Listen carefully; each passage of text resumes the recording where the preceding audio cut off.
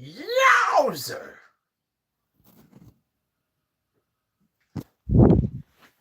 What in the hell is going on?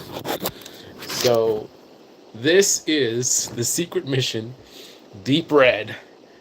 Um, so, I am deep in Trump Town.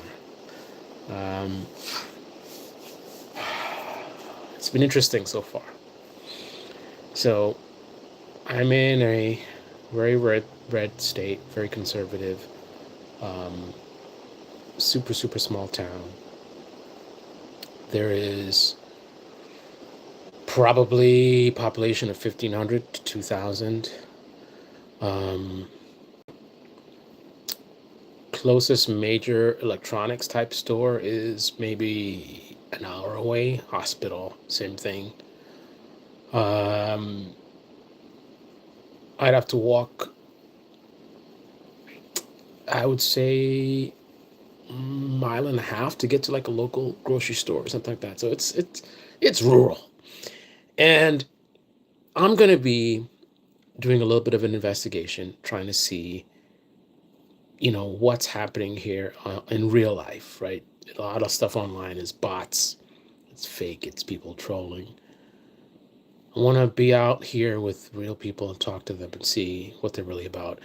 And not with the agenda of entertainment, like you would see these left wing channels will go and it's let me try and get a bunch of Trump supporters to say something stupid, which is not hard. And then, we'll laugh at them and how dumb they are. I generally want to see where these people are at and try to understand them and be certainly leagues better than like a Cenk Uygur, where he specifically targets the extremists and then claims that he's trying to bridge the divide. Like if he wanted to bridge the divide, he would try to get like the center right people, right? But instead, he goes to the most indoctrinized people. Like, why on earth would he be trying to target people watching Tim Pool, people watching Glenn Beck and things like that? That doesn't make any sense whatsoever. All right, give me 1 second. It makes no sense to target people that are the most heavily indoctrinated. That's stupid. So I am in deep red area, but I'm not I'm not targeting a specific social media tribe. These are just regular people, right? So, first impression. Um, Everyone seems to be super friendly so far. And because I'm not an idiot, I'm not surprised at that. I'm not some, TYT viewer, more the old school TYT than now, who has this view, this cartoonish view of racism where I expect to come into an area like this and have, everyone try to attack me and drag me behind a truck and stuff like that. I'm also not an idiot to not be aware that there are people like that. And I'm certainly in an area where you'd find people like that, but that's that's uh that's more an extreme degree. These are going to be outliers as opposed to the norm. Most people are not trying to drag me by the back of their vehicles, right? I'm just in an area where somebody who thinks like that, this is where they would live, right? It's coming on the plane coming down, and guy next to me was watching. He was watching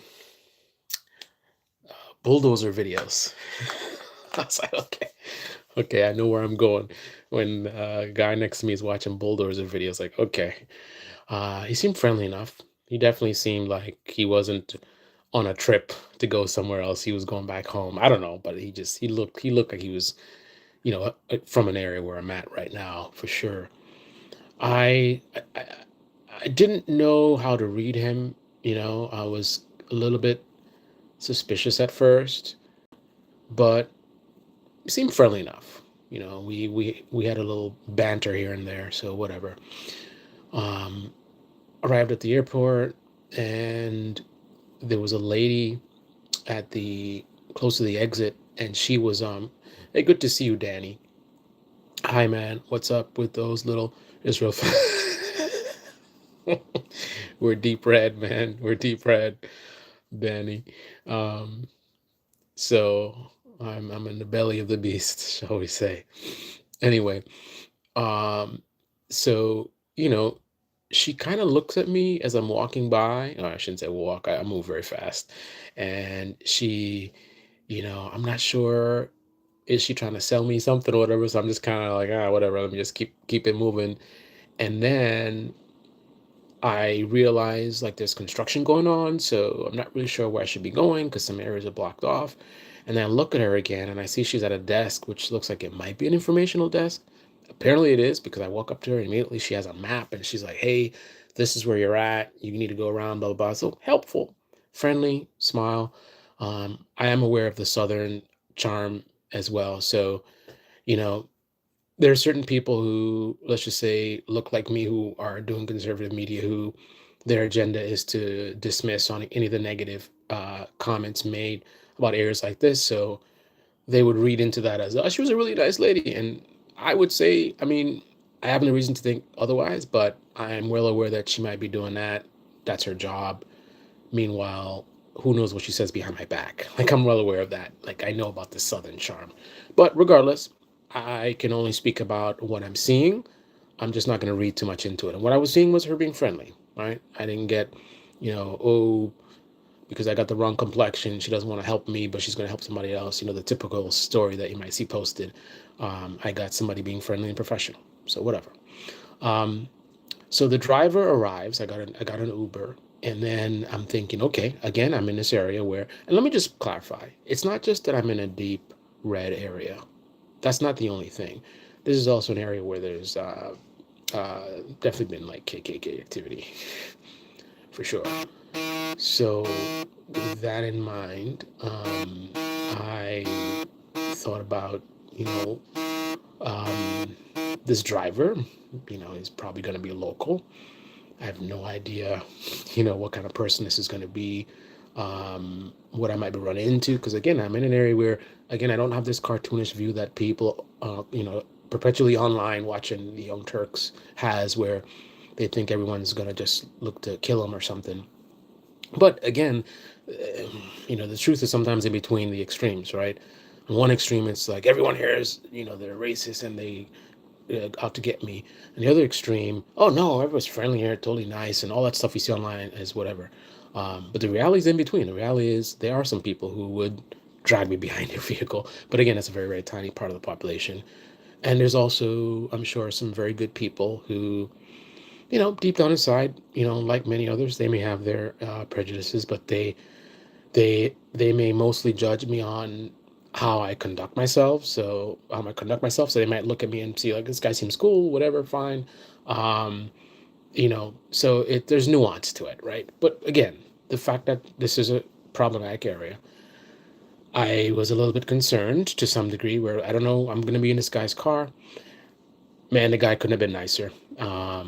The guy was super friendly. We had an awesome conversation. I even got comfortable enough to feel, comfortable enough to ask him a little bit, probe a little bit in terms of his politics and his views on certain things. And I got to tell you, just like classic, where it's the classic situation where it's good to talk to real people and see what real people think versus online, which is so fake. Well, here's a classic example. So we started talking and we were talking about different topics. One of the things we talked about was we talked about social media. We both agreed it's very toxic. We're not big fans on Facebook and Twitter for sure. This guy, it seemed like he's not really on. He's not really on. Oh my goodness, I gotta stop this. All these notifications. Sorry about that, guys. 1 second. This is nuts. Notifications. Do not disturb. I love that. So anyway, so we're driving and we're talking about social media. Very toxic. It's bad. It's putting people in tribes.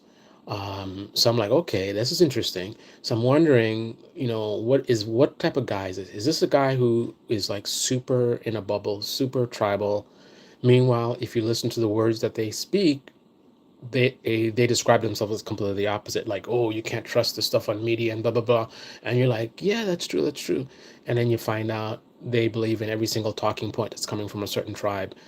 That's what I was thinking. I'm just like, this guy's agreeing with me too much. I don't know if this is legit. Um, Turns out he definitely is not really online with a lot of the social media and things like that. So, for example, so what was surprising to me is I asked him about the DC shooting. He had no idea. So we are 3 days or 4 days from that shooting, which is a big story. It's all over CNN. It's a pretty big deal. Trump's talking about bringing in 500 more troops. He's targeting other people from Afghanistan. And here's a guy in a small town, Trump territory, and he has no clue about the shooting. So, I don't know how to take that. Let me give you his age. He's probably mid 40s, upper 40s. So, I just found out to be very interesting for him to not know about that at all. And then I wonder what else did he not know about. And then we started talking about, I think this is an extension of the tribalism. We're talking about tribalism in social media. And you guys are listening, click the like button so other people can see and join in um, with me sharing my experiences in the red territory, the deep red territory. So when we started talking about tribalism and things like that, he said he brought up that people he gave an example. He's trying to give an example of how we get a lot of manipulation online, and he mentions defund the police. I was like, oh boy, here we go. So I try to be real smooth with it. I didn't want to be defensive and shut him down and, you know, be aggressive and like, that's totally nonsense and blah, blah, blah, blah. So I just really smoothly slid in, trying to inform him about what he was talking about, because clearly he didn't know what he was talking about, and to no fault of his own necessarily, because it's been so prominent, this misinformation. So what I told him is, I said, you know, interestingly enough, he's talking about defund the police in a very negative tone, and yet my response to him was actually in agreement, but not quite probably how we thought things were going. Because I said to him, "Yeah, that's a good example, because look at defund the police, where you have some wackos." I said to him, who really want to like get rid of the police, right? They really want to defund the police, and some actually want to have no police. They want to actually get rid of prisons. And I said to him, these extremists, they're a very tiny group. They don't have any power. Even on social media, they don't really have large followings. No one really cares about what they have to say, except for the people who keep talking about defund the police and how, who's gonna when when your house gets broken into, who you gonna, like, for people that are not interested in addressing the issue. They're not interested in talking about issues with policing. They want to obfuscate. So these people, they're the only people that are interested in the extremist radicals who want to actually get rid of the police. So that's one group. You have the extremists talking radical stuff about, you know, let's get rid of the police, let's get rid of prisons. And then you have extremists on the other end who want to, highlight the entire left and liberals as these extremists, right? And then you have the people who are actually talking about defund the police, and they're actually talking about police reform. They're not talking about getting rid of the police and who you're going to call. No, they're not talking about that. They're talking about actually doing what the police want. The police get into policing to do police work, not to deal with a lot of other nonsense, right? So the actual defund the police movement, and I agree, it's not the best slogan. They are about, let's have the police do the police work, and let's have other people do the other stuff that we throw on the police. And by doing this, you can make things so much better, right? It's a better thing for the police because they, again, they get the job to do law enforcement. So let's have them focus on what they signed up for. And then he actually tried a rebuttal. He said to me, and I kind of shut it down right away because he was like, but actually before he was about to rebuttal, but I actually shut him down before he even responded. I said to him, but just to be clear, places that already don't have enough police, if you already don't have enough police to do law enforcement, then you wouldn't want to take from them, right? You might actually want to expand in that situation. But for situations where you do have enough police, you have actually excessive amounts of police because instead of hiring people to do social work and then people to do law enforcement work, you just have law enforcement doing social work and law enforcement, right? But then, and then as I was saying, he said, "Yeah, I was just about to ask you about that," right? But then I also told him sometimes, there's nuance where a place that we might categorize as they already don't have enough police, you have to ask yourself, why don't they have enough police, right? Because if you've got 10 officers, right, five of them are on social worker calls, right? Other five of them are on law enforcement calls, right? And then you have three additional events occurring and they don't have enough police. People are calling, they need police, and they have to wait really long times, right? So you would think, if you're thinking very simplistically, right? And this is who a lot of these parasites target, people who just not really thinking very deeply. You would say, listen, man, they don't have enough police. The people are calling 911. They're getting put on hold. People have to wait half an hour to get assistance. How can you talk about reducing anything for the police? Like they need, you should actually hire more police officers. But here's the reality: you're wasting five of your officers on social work calls, right? So it's not that you only have five officers and you have 10 crimes committed, so you have a shortage of five officers. No, you have 10 officers, right? Which is enough to handle the 10 crimes, except five of those 10 are dealing with social work stuff, right? So if you got rid of the social work stuff and you had the 10 officers dealing with 10 crimes, right? And then for the social work stuff, in this case, you would do an expansion, but not of the police, of the social work. So, people that need mental issues, whatever. And to be clear, you could have a mental episode, and it could be a law enforcement thing because if the person has a weapon or something like that. Obviously, um, you have to take that into consideration. But the thing about it is, this nuance and he agreed with me on this. I said this nuanced conversation is not something that a lot of people, it's not popular, right? No one wants to hear about, the five officers and the 10 officers and whatever. Like, it gets too complicated. No, it's not too complicated, but I mean, it's not sexy, right? What is sexy is to talk about, oh, they want to get rid of the police, and who's gonna call when you, right? That's sexy. Or it's sexy to be, if you're talking to a far left audience, just say the police are racist and we need to get rid of them and they don't do anything right, so you have the two tribes that are having this conversation. Then you have people in the middle who, they have an actual solution for something. They're dealing with an actual issue, but it's not very popular, not very sexy. So they're not the ones that, things get focused on. Um, so anyway, so that was an interesting conversation. And then we ended up at some point in time, and it was interesting because he's the local person. We ended up on this dirt road. And he was like, why is the GPS taking us on this dirt road? It was pretty bad. I saw a lot of classic cars, just maybe abandoned, I don't know, like really, really old, like 1970s cars, a lot of tractors, lots of cows. And then at some point in time, we ended up going down this like roller coaster type dip where it's like you go down really, really steep and then you go really, really high up. Yeah, we're in the country, man.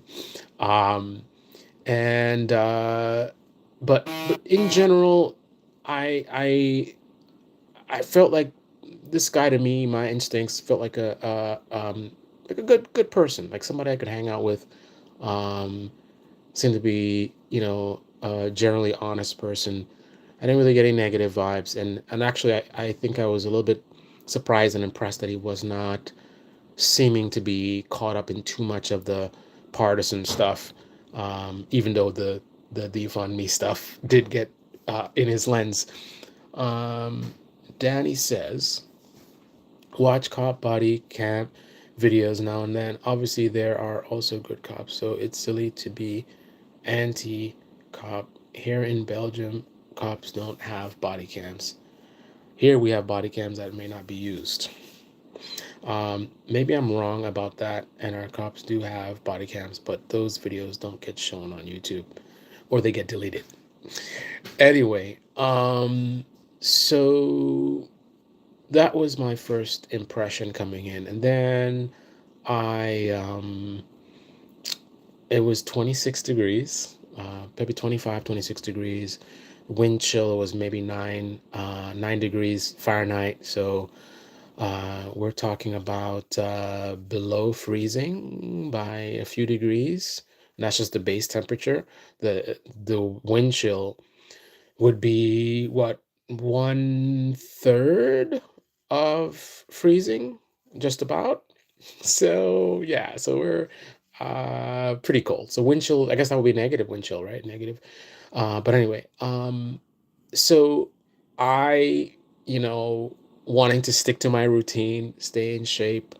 I knew it was cold. I knew it was windy, and I actually forgot to pack my winter coat, so I didn't really have all the gear that I needed. But I was gonna be moving pretty quick, either power walking or jogging, so that's gonna bring up my body temperature. I knew it was gonna be my hands. I had gloves and everything, but I know I was going to be pushing the limits on my gloves, but I figured I could put my hands in my pocket plus have the gloves on. And I had a balaclava, definitely needed that. And I went out and I did my thing. I wanted to do 2 miles, but ended up doing 1.86.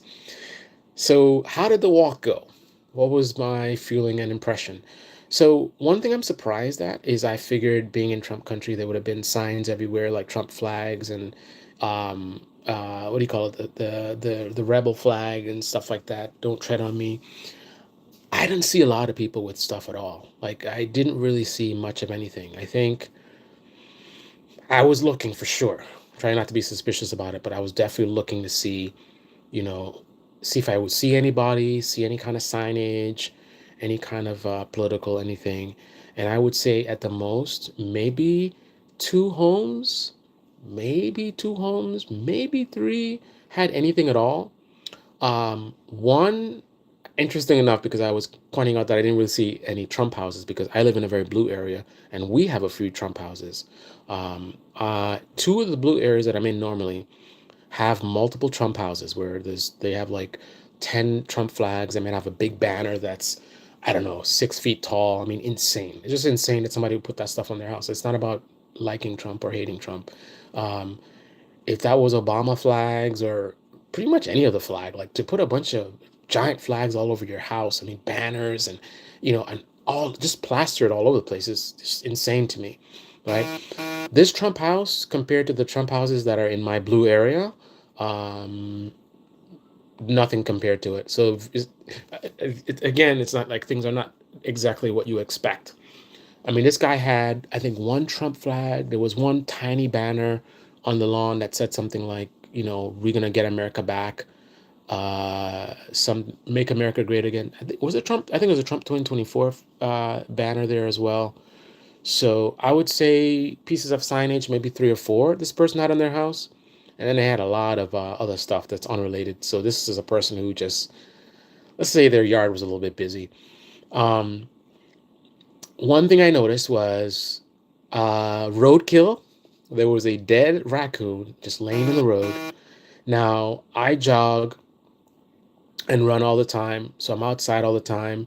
And in my blue area, my garbage, crime-ridden area that's poorly managed by these Democrats and blah, blah, blah, blah, I don't have to run past dead animals. We certainly have roadkill, for sure, but somehow the Democrat area is able to, get them off the road, right?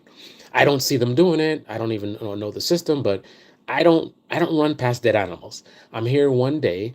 I saw the raccoon when I arrived. Then the next day when I went for a jog, there's this damn thing. So I don't know if it stunk yet. I had to hold my breath, and I'm just like, well, this is different, you know. Um, Other than that, I did notice also that no one was outside. In terms of on foot, there were 3 or 4 people on foot total in the 1.86 miles that I did. And these were some, let's just say, hillbilly looking folks that were in their yard. They were doing something with their vehicles, not repair work. I don't know what they were doing, but they were doing something vehicle related in their yard. And that was it. No one was walking. No one was jogging. No one was outside, even on their porch. I mean, it was 26 degrees, but still, I've heard a lot of talk about, masculinity and all this kind of stuff, and pull yourself up by your bootstraps, and weak liberals and all this kind of stuff. So I figured I would have a lot of company. 26 degrees, whatever. I'm gonna put on my coat and gloves, and I'm gonna tough it. And don't get me wrong, I was okay. I wasn't gonna put myself through super miserable conditions, but it was not a I wouldn't say it was a comfortable experience. It was pretty cold. I was fine. I would say maybe a little bit over a third into the walk, I was kind of like, I don't know, am I too underdressed? I'm kind of getting far. What's gonna happen? But within another third or so of the walk, I was it was tolerable, right? But no one else was out there, right? I don't know where these really, because I'm an old dude now, right? Where these really masculine young, conservatives that out there getting in shape, you know, or the older ones, whatever. I know that in my lazy blue area, even now when it's cold, it's not like in the summertime, obviously, but I see a good amount of people that are out and about, either walking their dogs or they're walking, jogging, and things like that. Older folks, folks close to my age.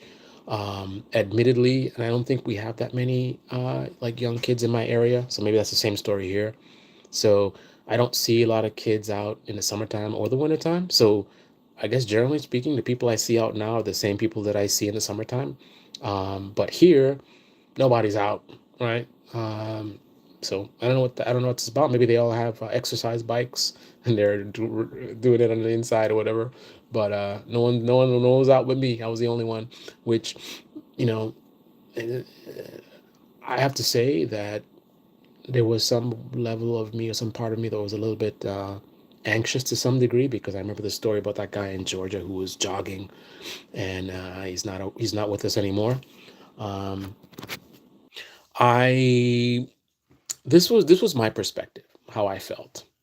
Again, I live in reality, so I'm not on one extreme or the other extreme, right? So I'm not on one extreme where I think everyone's out to get me, and you know everyone around here is like KKK members. And I'm not the opposite that's clueless about the dangers, right? So where do I end up? I end up being aware that this is an area that I'm familiar with. That's number one. Forget about anything else. I'm in an unfamiliar area, so that's one thing. You don't know what you're getting into. Number two, I do know that there are some problematic people that are going to be around here. I don't know where they live. I don't know who to avoid. So at one point in time, the GPS had me make this turn on a local road, and it was, I don't know, the main road I was walking on felt more open, and it was a wider road, and I felt more comfortable. This road was a little bit more tight, and I did feel a little bit like, I don't know, but it's daytime. I definitely wouldn't be. I don't feel comfortable walking around here in the nighttime. So before the sun comes up or after the sun comes down, I'm definitely not going to be out there jogging for sure. Um, and that is something I potentially would do in any unfamiliar area, but especially in an area like this, yeah, I'm not going to be out at night, you know. And also, I feel like pay attention, be pay close attention to my surroundings, look out for anyone that's sort of checking me out from their porches or anything. And there wasn't really much people out, but I was looking, to see anyone that was checking me out or whatever. Because listen, man, I'm in my blue area that I've lived in for quite some time. Not where I'm at now, but I've had the cops called on me multiple times in that area. So if I'm in an area where by the way, they're trying to build an area for uh, whites only. Like literally. So there's all the nuance of reality. So on one hand, they would like to pretend like racism is not a thing and it's just the woke left and whatever, whatever, and propaganda, whatever, whatever. Um, and then on the other side, it's, everyone's out to get you. But then the reality is, okay, not everybody's out to get you. And you don't have to hide in a hole. Like, look at me, my first day here, I don't know the area, and I feel comfortable enough to go for my walk, even though I was more alert and I was aware that be careful. But then also, there's people around here that want to build an area where I wouldn't be allowed because of my skin color. Like, that's 2025. This is literally a thing. This is not some online thing. Like, this is really what's happening here, right? And as I mentioned before, this is an area known for active KKK, right? Straight up. So, anyway, let me see what Daddy said. Look it up. Our cops can use body cams when they feel threatened. Our cops are mostly softies. They're trained to be careful. Of course, it's easier for them because we have strict gun laws. So, I didn't see any police officers. That's another group that I'd be concerned with because police in general are problematic, and not getting into the racial issues. Racial issues just make it worse. If everyone had the same complexion here, we all were pink skinned, um, we would still have problems with the police, us versus them, the thin blue line. People that got bullied in school now they want to bully others. That's still going to be a thing. The racial component is just that's the whipped cream on top of the milkshake, right? That's just making it worse. So now on top of power tripping police officers, you're going to also add to that some of them actually being racist as well, right? So the reason why there's a special concern for them, and I'm actually happy I didn't see any at all, is because they're the ones who either have the authority or are bold enough to mess with me. Obviously, any crazy person can do whatever they want, but a police officer under the guise of law enforcement rolling by and sees me and feels that I'm suspicious and he wants to come and question me and maybe my rights you know my rights don't allow him to do what he's doing, but he chooses to do it anyway and he gets away with like that kind of thing. All right. When you're dealing with random people now, it's a little different. It's just it's a little bit different. Because technically the law enforcement, they're supposed to be looking out for crime, and if they want to regard me as suspicious, kind of addressing me kind of fits into. Now we're talking about inappropriate behavior, but it's just the point that they're supposed to be looking out for crime. So if in their minds they feel like I'm a criminal, them sort of addressing me would seem to be, within the line of their job, versus some random neighbor. Like, it's not their job to worry about what I'm doing. Some may choose to bother me anyway, but that's the difference between, I think, a police officer and a local. So I feel like I'd be more concerned about them and also the power that they have, right? Just a regular local can quickly get into illegal territory where they could potentially have consequences put on them. But the police officer, a lot of times they operate above the law, not literally, but they can get away with a lot of stuff. So they can jam me up. I think the barrier to entry of them jamming me up is much lower than just some random person who is more exposed. You know what I mean? So, but I didn't see any police at all, and I'm happy about that. Um, Other than that, I haven't had a chance to really interact with many people. Obviously, as I get more opportunities to do so, I will do so, and I will share with you guys conversations I have. I'm going to try to tread lightly and try to get people to feel comfortable with me to express what they really feel. I really want to understand things like what they're watching here, where they're getting their news from, what kind of media they're watching. Um, what they think about what's happening in the country, their awareness of what's happening in the country, right? Because they may, like for example, the Uber driver didn't know about the shooting in DC. What else do they not know about? Do they know what ICE is doing? Um, do they just take whatever Fox News is saying and they're not paying attention to what's really going on? Um, so I would, there's so many questions that I have, and I'm so interested to find out because again, I'll be in the real world talking to real people in a deep red area, right? So these aren't bots. These are real, Americans who live here and, they're consuming whatever media diet and they have their dreams. They have things that they struggle with, whether it's healthcare, income, or whatever it is. And I want to talk to these people. I want to see what they're about, not some random person online who might not even be a person. Anyway, so that's all I have to say right now. Um, I'm going to be here for quite a bit, so I'll have plenty of time to, try to suss out what's going on here in Trump territory. And I'll try not to get myself in any drama with any wackos that are surely in the area. Thanks for joining in, Danny, and whoever else is watching. Thanks for the likes or the like. Um, And until next time, this is the Debate Me channel. Debate me in the comment section below. And until next time, we're not anti-Semites.